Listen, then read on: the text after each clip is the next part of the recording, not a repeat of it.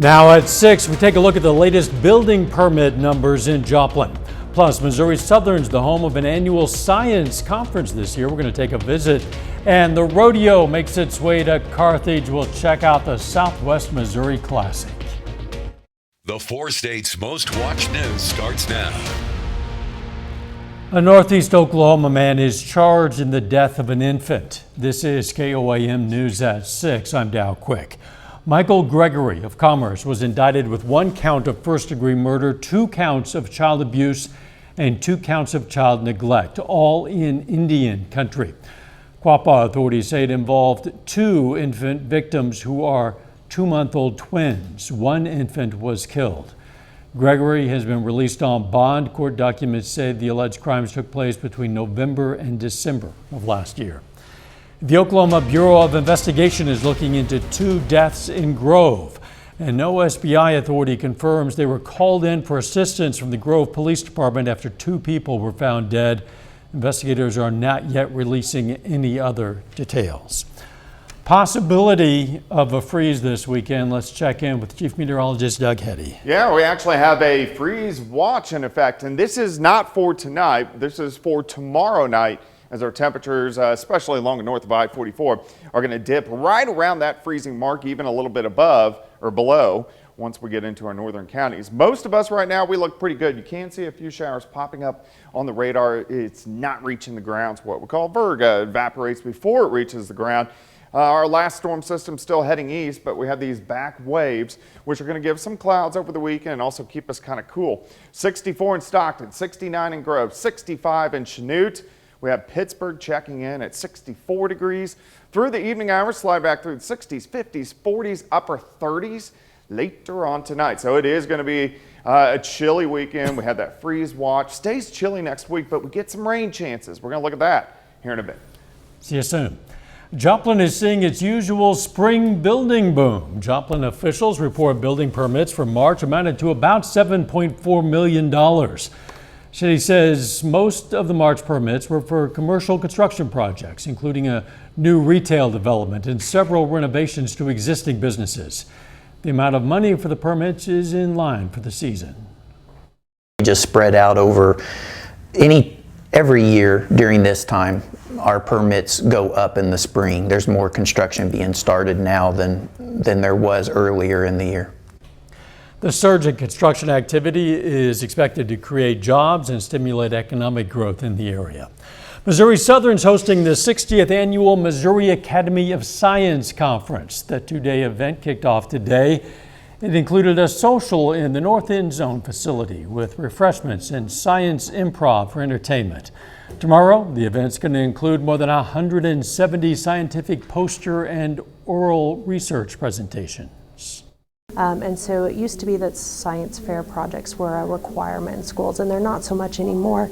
And so this is one of those things for those students who want to take that extra step and want to start that research at that level.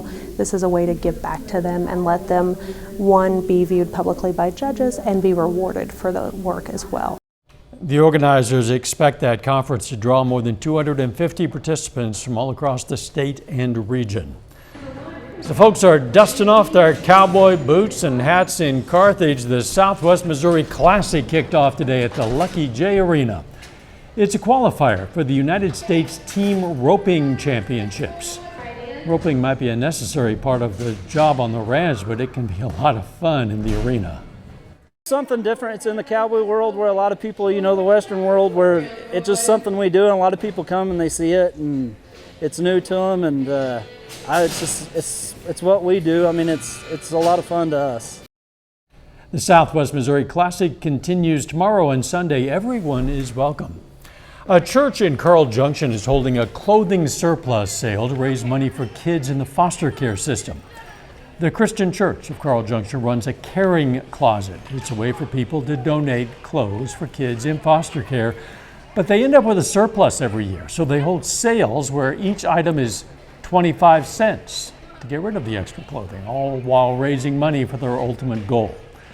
They have a lot of praise for the community. We want to thank everybody for pouring into our kids, for loving on these kids in care, because without you guys, without your support, we wouldn't be able to do this. We wouldn't be able to provide the services we do for the kids. The church typically holds 2 of these sales per year, one in the spring, one in the fall. Some kids at Steadley Elementary in Carthage are learning the ropes of business. 3rd grade students have been making paper goods to sell, sort of, at their own stores, and they sold them today. It teaches the kids about economics. They've been writing slogans and will film commercials. But at this time of the year, it takes a lot of time and energy to keep the kids engaged, keep them on their best behavior. So this is hands-on. It's just real life learning, and so it's fun for them, and it makes my job easier as well. After the students sell all their goods, they're going to complete a cost analysis breakdown. Coming up, the new Kansas plan concerning presidential primaries. We're going to have details. Plus, a potential dog flu outbreak, what you can do to mitigate, and that is not the dog flu outbreak, but what you can do to mitigate the risk. Kansas plans to hold a presidential primary in March of next year. The state usually leaves it to political parties to decide whether they want to have more exclusive caucuses or state conventions instead. Governor Laura Kelly today signed a bill into law that schedules the primary election for March 19th of 2021. It's for the Democratic, Republican, and Libertarian parties. The measure had bipartisan support when the Republican-controlled legislature approved it this month. County officials will oversee the voting, and the state is likely to cover the costs, which could be several $1 million. Governor Kelly also vetoed a set of anti-transgender measures. It included a ban on gender-affirming care for children and teenagers. Republican lawmakers who pushed for the bans appear to have the votes to override most of her actions. The governor rejected restrictions for transgender people using some restrooms, locker rooms, and other public facilities, among other rules. A dog flu outbreak in Oklahoma might soon spread into other areas. Oklahoma City has reported nearly 300 cases of dogs with flu-like symptoms. Reporter Brandon Stitt talked with a vet on the threat and what you can do now to keep your dog safe. Canine influenza, and influenza, just like the human one we know of influenza, fairly contagious disease. And like humans, some dogs are more prone to getting sick. Does your dog go to the groomer? Does your dog go to doggy daycare? Does it board frequently? Those dogs would be at higher risk. And that dreaded question we all want to know. Can my dog die if it gets the flu? The answer is yes, but that's typically rare. And the symptoms? Just like the flu in people, a lot of the times the symptoms they'll see is their appetite's decreased, they may have a fever, they may develop a cough, very similar to kennel cough. But there is a difference. That particular virus can morph a lot more easily than some of the other ones. Which is why getting ahead of it is so important. Vaccinating ahead of time is so helpful, because if you wait until dogs are showing symptoms, they've been spreading it for the last 2 to 3 days. So if your dog goes to school every day... My biggest point is if your dog is in a situation or going to be exposed to lots of other dogs, obviously we hope they're other healthy dogs, but if they're shedding the virus while they're healthy, it's hard to see. So if they're in that situation, I would definitely recommend it. That particular vet says their office has plenty of vaccines, but you can always check with your veterinarian to make sure they have it available. A little bit later, the Pitt State Gorillas softball team hits the field against Missouri Western. We'll have highlights. Plus, temperatures dropping over the next couple days. We're going to look at that coming up.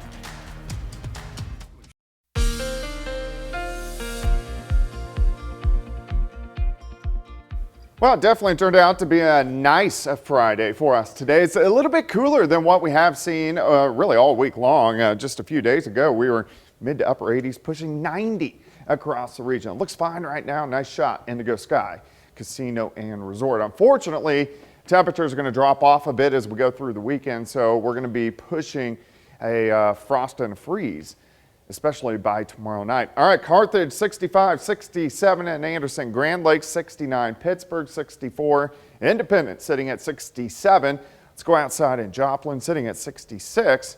Northerly winds 10 to 15. Humidity is bone dry at 22%. A little breezy for us today. We've had gusts at times in that 20 to 30 mile per hour range, and we are going to have some gusty winds in here as we go through the evening hours. You can see our gust over the past a couple hours kind of in that 15 to 25 mile-per-hour range. These will calm down a bit tonight, but increase again throughout the daytime hours for us tomorrow. So it will be breezy, not windy, but breezy across the region. All right, if you're outside this evening, sliding back through the 60s, 50s, 40s, eventually upper 30s later on tonight. We've had those puffy cumulus clouds out there this afternoon. You can even see a few little showers popping up in our western counties, not reaching the ground. It is evaporating before it does so. But we have these backside waves to this big upper level low that is spinning up across parts of Minnesota. So on the backside, here's our jet stream. It pumps in that cooler Canadian air, and that's why we're going to be cooler as we head into the weekend. All right, let's step through time. We get some clouds in here by morning. Look at our temps, upper 30s to near 40. We'll stay just above that frost level tonight. As we go through Saturday, we are going to get a lot of clouds in here, and even our southern counties may pick up a random shower down through Delaware County, Benton County, maybe as far north as McDonald or southern parts of Ottawa or Nowata and Craig counties. But besides that, everybody should stay dry. But look at our highs, only mid-50s across the board.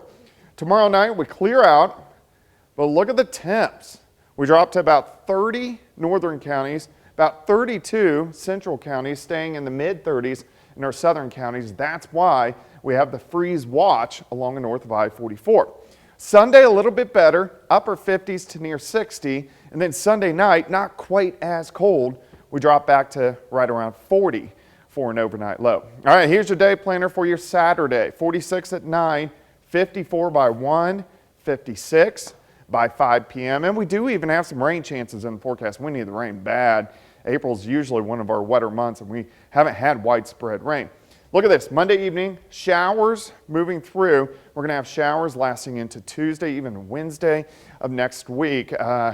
This isn't going to be extremely heavy rain, but if we can get some showers in here and get some widespread rain, that would be fantastic.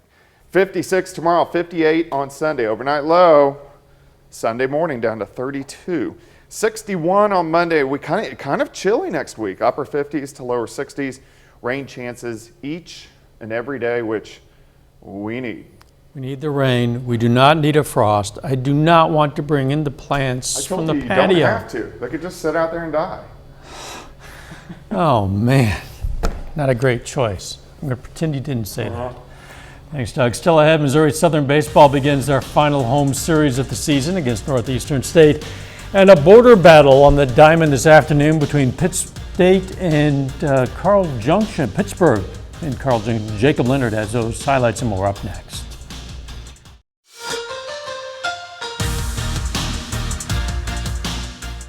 The Missouri Southern Lions are tied for first place in the MIAA with just 6 conference games remaining. The Lions are 21-6 in the league, even with Central Missouri at the top of the standings. Now tonight, Missouri Southern kicks off their final home series of the regular season, hosting Northeastern State. Southern on a 6-game winning streak coming into the night.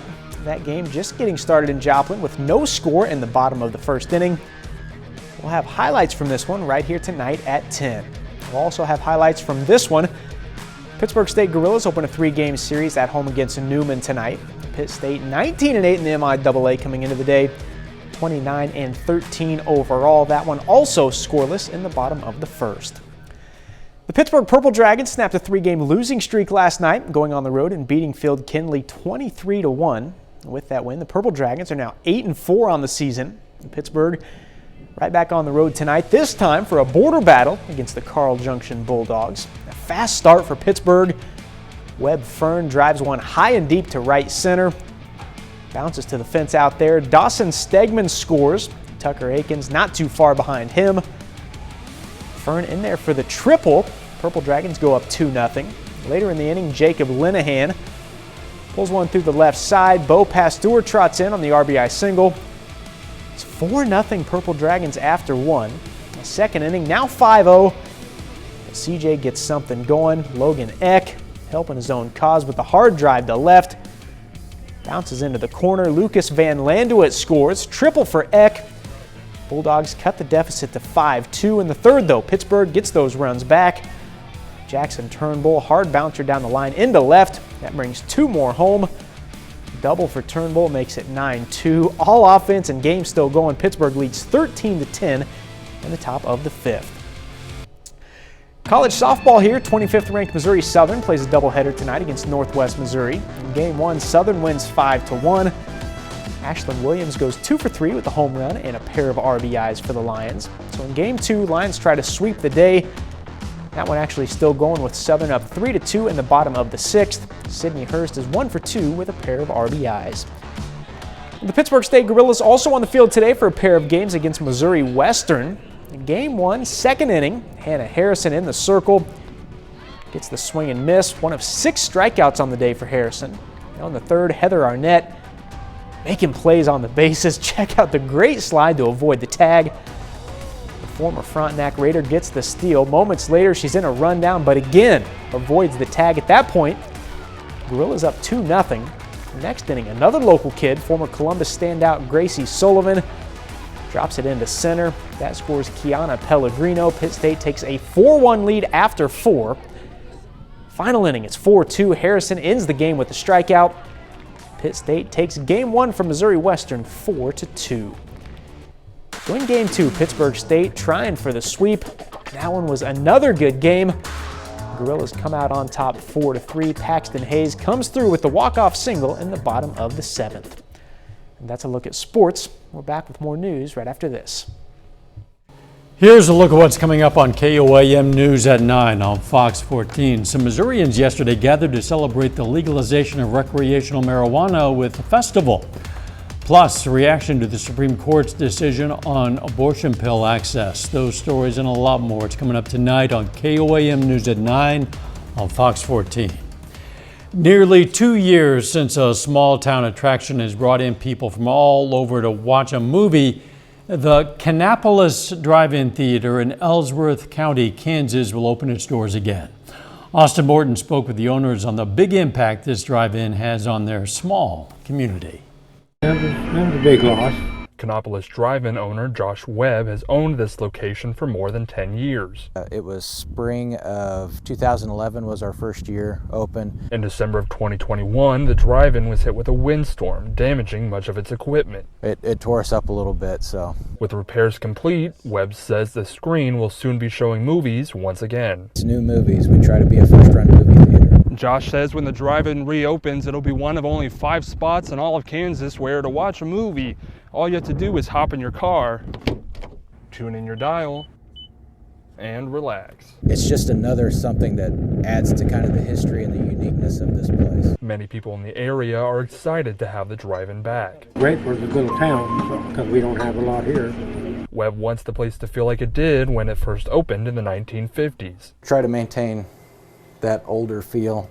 When they get the older cash registers, people expect to see that old popcorn machine.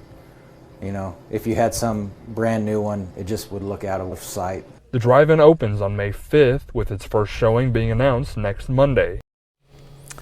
Here in the immediate area, it's going to be kind of chilly tomorrow night. Yeah, I mean, it's going to be chilly tonight. We're going to drop back into the upper 30s and kind of chilly tomorrow, 56 for a high, but a freeze tomorrow night. Most of us right around 32 degrees, 58 on Sunday. Final sports note. Did I say showers like Monday to Friday next Pretty week? much. It's baseball season. I can't. Anyways, I'm about to get out of this building and shoot the Missouri Southern baseball game. They open their series tonight against Northeastern State. We'll have those highlights right here tonight at 10. Thanks for joining us. We'll see you right back here at 10. Let's make it a great evening.